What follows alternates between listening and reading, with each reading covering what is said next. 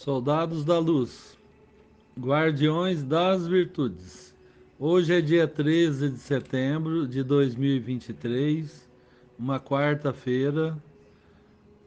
O ritual 4 de setembro, o ritual 71 de 2023, o ritual 221 do Instituto das Virtudes, da Ayahuasca e do Sol. Eu vou fazer os agradecimentos no final e hoje eu vou falar das 48 leis que regem o mundo tridimensional, o mundo de três dimensões. Esse mundo que nós vivemos aqui, ele é regido, organizado, planejado por 48 leis. E assim é, porque assim foi determinado pelo Criador. Criador de todas as coisas, que criou esse sistema solar, que criou essa galáxia e esse universo. Então essas 48 leis, ela começa pela lei número um, que é a lei do nascimento. Então todos nós temos que nascer nesse mundo, nascer fisicamente. Então essa é a primeira lei, é a lei do nascimento. E qual é a última lei? A 48. A morte. Então uma vez nascido, então você se prepara para a morte. Esta é a maior realidade deste mundo físico. Então não adianta a gente ter ilusão, achar que vai ser diferente, porque não vai ser. Então terá que passar. Todos nós temos que passar pela 48ª lei, pela lei 48. Nós temos que morrer. Podemos transcender essa lei? Podemos, mas para isso tem que chegar na terceira montanha, né? A terceira montanha, nas iniciações maiores, terminando a terceira montanha, você adquire o direito de se tornar imortal, se tornar um Highlander. E tem alguns imortais por aí. Se tornaram imortais justamente porque venceram a lei 48. Sabe por que criaram a guilhotina na França, na Revolução Francesa? Uma vez eu até falei, né, participando de um debate na universidade, eu falei isso, né? Sabem por que criaram a guilhotina? Justamente para matar os imortais. Porque os imortais, os Highlanders, só morrem cortando a cabeça. Você pode dar veneno, dar tiro, facada, não mata um imortal. E aí eles descobriram, né, magos negros de altíssima hierarquia, do lado negro da força, né, que criou a guilhotina na Revolução Francesa. Porque ali tem toda uma história lá atrás. Lembra lá do Código da Vinci? Né, que as gerações anteriores ali dos francos, quem que deu origem aos francos pelo Código da Vinci? Quem que lembra dessa história? Então lá atrás nós temos uma genealogia de Jesus Cristo ali, né? E Maria Madalena foi morar justamente nessa região. E ali, a partir disso, né, desse conhecimento que foi passado nessa região ali da França, na época dos francos, então muitos se tornaram imortais, porque aprenderam alquimia sexual, aprenderam essa Raja Maituna, o tantrismo branco, e se tornaram imortais. Assim como tem muitos por aí. Aqui no sul do Brasil nós temos o João de Maria, que participou da Guerra do Contestado. Aí ele aparece numa foto, né, jovem, ninguém sabe de onde veio, ninguém sabe para onde foi, mas ele é um dos imortais que nós temos aqui no Brasil que vaga por aí. Aqui na região de Tamarã, na Ortigueira, ele abriu várias minas ali. Até na estrada do Cerno, vindo de Curitiba, eu passei ali, acho que se não me engano foi Ventania, tem uma gruta lá desse imortal, que ele bateu o bastão lá e surgiu uma mina. E aí tinha uma gruta dele lá. Aí eu passei lá, entramos lá dentro. Quando eu tava saindo, ele me apareceu bem na minha frente, assim, ó, no meu campo de visão, igualzinho tem na foto lá do contestado. Então, a 48ª lei, a lei da morte. Aliás, todas as leis, algumas não, né, que fazem parte de um processo que não tem como nós transcendermos. Mas tem alguma dessas leis aí que dá para transcender, dá para você alterar, mudar, como a lei do karma. A lei do karma é uma das 48 leis do karma e do dharma. E analisando as leis, então tem muita coisa que nós fazemos durante o nosso dia que está dentro dessas leis, que não tem como a gente fugir. A alimentação. A alimentação é uma das 48 leis. O crepúsculo, que eu falei outro dia, que na sociedade intraterrena, lá não tem crepúsculo. O que, que é o crepúsculo? É o nascer e o pôr do sol. Como na sociedade intraterrena o sol central fica sempre ali na mesma posição, ele não tem esse movimento que tem o nosso sol, então lá já não tem a lei do crepúsculo. Inclusive lá eles não estão regidos por 48 leis como nós, lá é bem menos leis. Então a lei do crepúsculo. Podemos alterar essa lei? Não podemos. É uma lei física. A lei da gravidade. Podemos alterar a lei da gravidade? Essa nós podemos. Existem relatos de monge budista voando sobre as plantações na China antiga. Isso há milhares de anos atrás, né? Porque eles simplesmente eliminaram a força da gravidade. Tem até um exercício que eu fazia com meus alunos, né, que você vai sobrepondo as mãos e tal, e você, de certa forma, elimina a força da gravidade. A gente sempre pegava o mais pesadinho da sala para fazer esse exercício. E dava certo. Uma vez eu fiz lá em Faxinal do Céu com 1.000 diretores, né? Aí tinha um pessoal que era da minha equipe, tinha que apresentar um trabalho lá, né, para todos. Aí eu falei para eles de fazer esse exercício de eliminar a força da gravidade, pedir a ajuda de 1.000 pessoas lá dentro do anfiteatro para impor as mãos e tal. E pegamos o mais pesado que tinha no auditório. Acho que o cara tinha bem uns 200 quilos. E pegamos as diretoras, todo mundo diretor, eu era diretor também. Pegamos as diretoras bem magrinhas, bem mais franzininha, para erguer aquela pessoa. E aí, quando eu fui conduzindo eles, chegou uma hora que eles ficaram andando assim, com aquela pessoa no ar, assim, ó. E o povo ficou tudo chorando, um monte de gente chorando, gritando, assim, entrou em histeria o povo, né? Então nós fizemos esse exercício lá de eliminar a força da gravidade. Então podemos eliminar a força da gravidade, que é uma das 48 leis, né? E que leis mais nós temos, né? Olha quanta lei que organiza esse mundo, né? A lei do trabalho.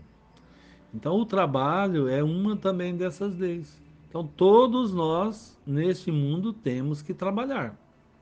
E olha quantos tipos de trabalho tem, né? Inclusive hoje é o quarto ritual de setembro, é o trabalho. Então o trabalho profissional, todos nós temos que ter um trabalho profissional. Ou você tem que fazer um curso técnico ou um curso superior, ou aprende com alguém, né? Vai trabalhar com alguém e aprende. Mas tem que trabalhar. Você tem que trabalhar para poder. Tem até uma ilusão, assim, as pessoas mais simples, mais pobres, elas falam que um dia elas querem ficar ricas para poder não trabalhar. Sendo que as pessoas, quanto mais posse ela tem, mais ela tem que trabalhar, né? Nós chegamos a ter 4 escolas, nós chegamos a ter quase 50 funcionários. Gente, foi a época que mais nós trabalhamos. A gente trabalhava dia e noite, eu e a Ângela, nossa, para criar 4 filhos, né, e dar condição de estudo para eles, né? Mas foi assim, então a gente trabalhava e muito. Então é a lei do trabalho. O trabalho escolar, você tem que, para você estudar, fazer um curso, tem que fazer trabalho escolar, né? Você está na tua casa, você pensa que vai ficar do papo ar? tem trabalho, trabalho doméstico, né? Então, para onde você vai, tem trabalho, não tem como você fugir dessa lei. Aqui no Instituto, estamos aqui trabalhando, né? Desde as 6 horas, né? Então, assim é, nesse mundo tridimensional. O matrimônio também é uma das 48 leis. A união, né, entre as pessoas, entre os casais, também é. Tem como fugir dessa lei? Tem. Meio difícil, né? Então você vai ter que chegar um momento. Tem aqueles que fazem a opção de ficar só, eles sofrem o indivisível. Eu conheço pessoas solteiras, assim, de 40, 50, 60 anos, os relatos deles é de muito sofrimento. Apesar que dos que também são casais, também tem muito sofrimento, né? Mas as pessoas sozinhas sofrem muito mais, pode ter certeza, né? Cada vez que eu converso com essas pessoas que eu olho dentro do universo delas, é muito sofrimento. Eu não conseguiria ficar sozinho, né? Quando a Ângela vai viajar, me dá um desespero, né? Até esse final de semana ela vai com a minha filha para fazer vestibular em outra cidade, também já estou até pensando. Mas é a lei, né? É uma das leis. Nós estamos sujeitos a essa lei. É a lei da companhia, a lei do casal, né? Não importa a orientação sexual, né?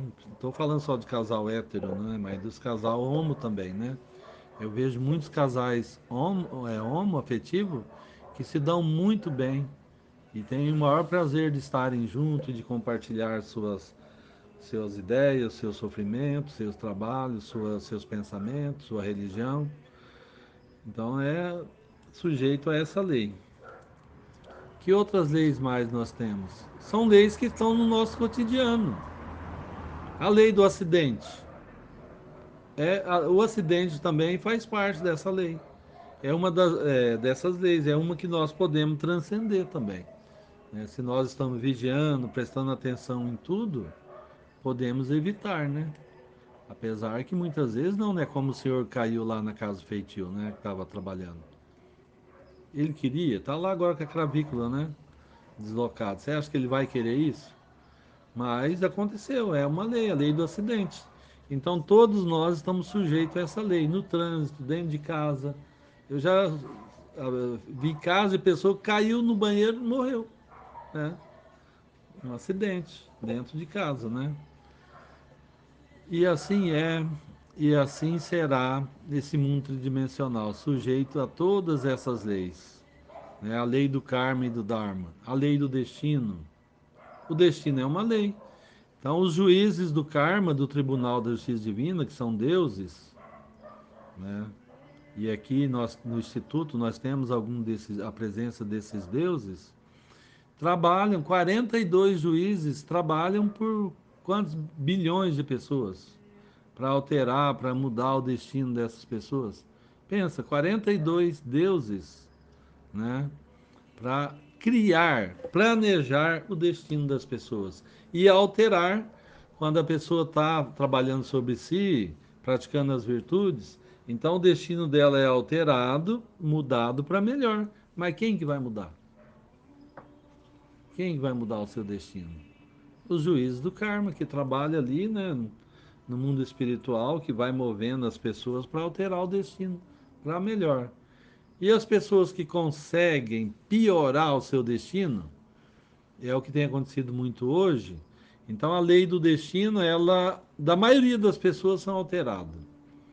E da maioria são alteradas para pior. Então os juízes do karma entram em ação novamente para alterar aquilo que eles tinham planejado.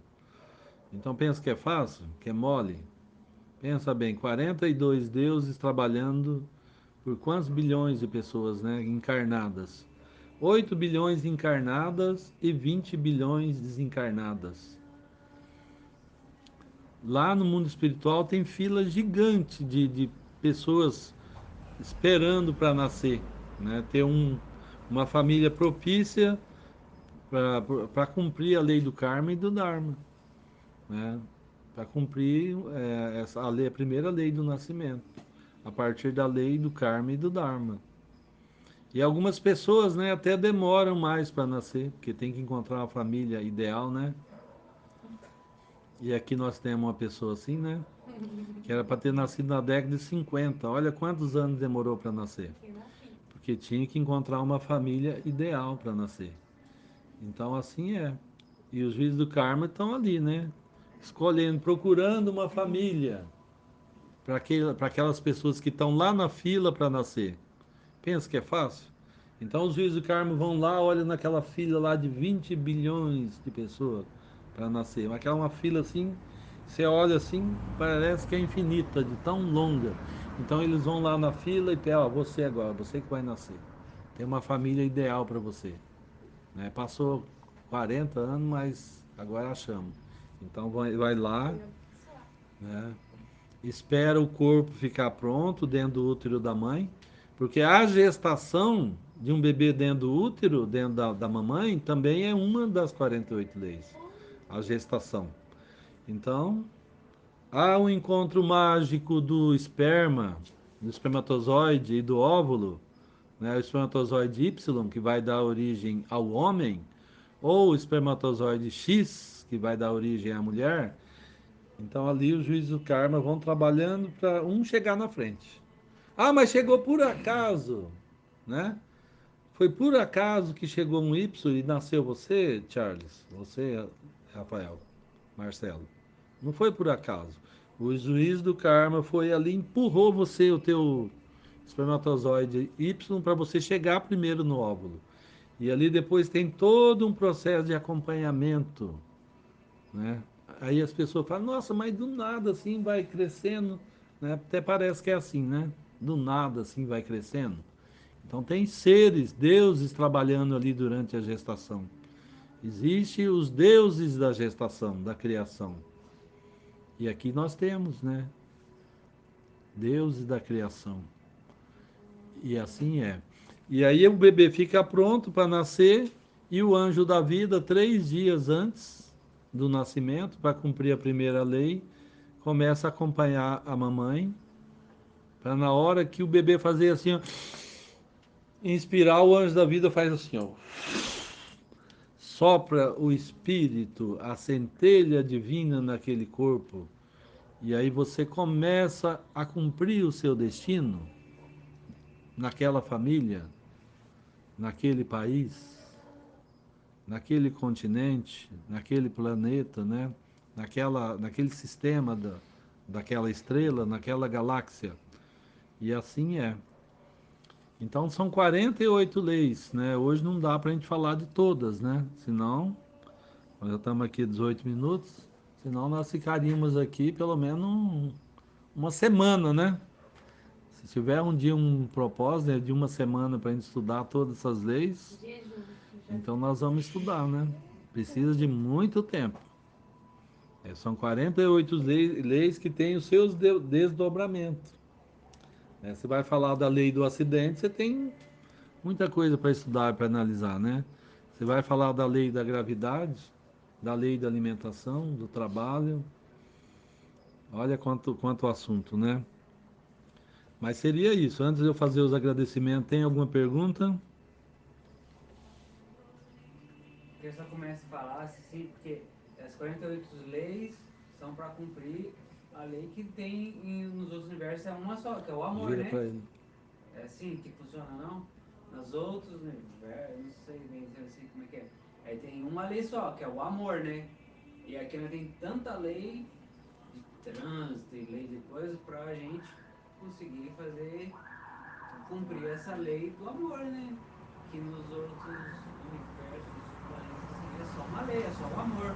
Sim, é a lei do amor. No primeiro, é assim, conforme você vai subindo, você vai para o reino da quarta dimensão, lá é 24 leis. Você vai para a quinta dimensão, é 12 leis.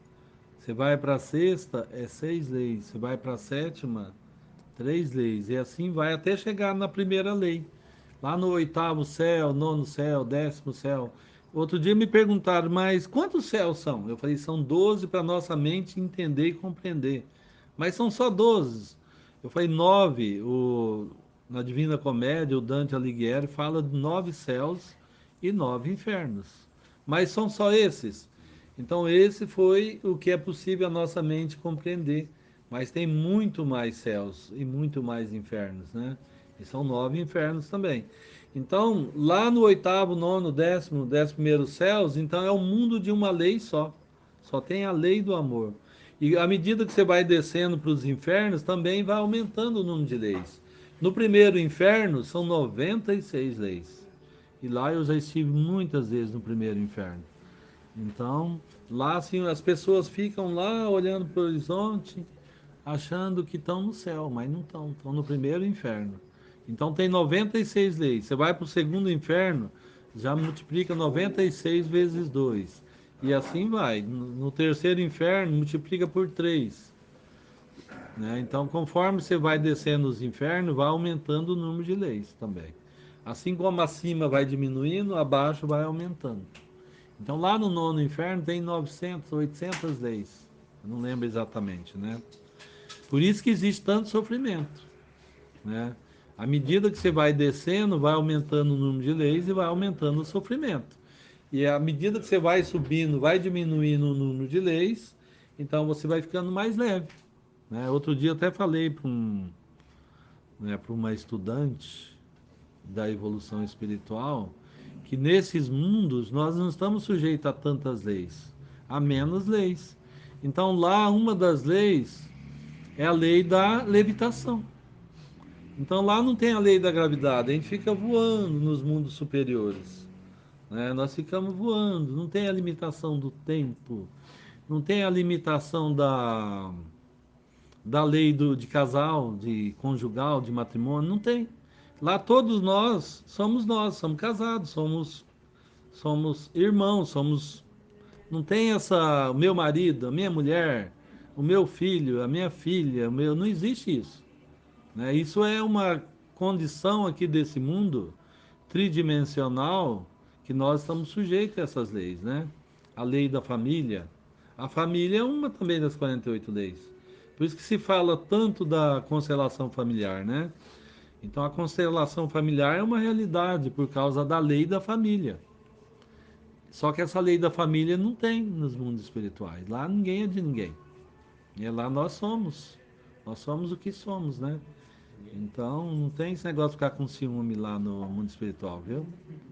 A gente se encontra, todo mundo se encontra, ninguém é mulher de ninguém, ninguém é marido de ninguém, né? Todos somos o que somos, né? Fazemos parte do universo, da criação de Deus e vivemos o amor plenamente. Não é esse amor falso que nós temos aqui, né? É um amor assim muito falso, né?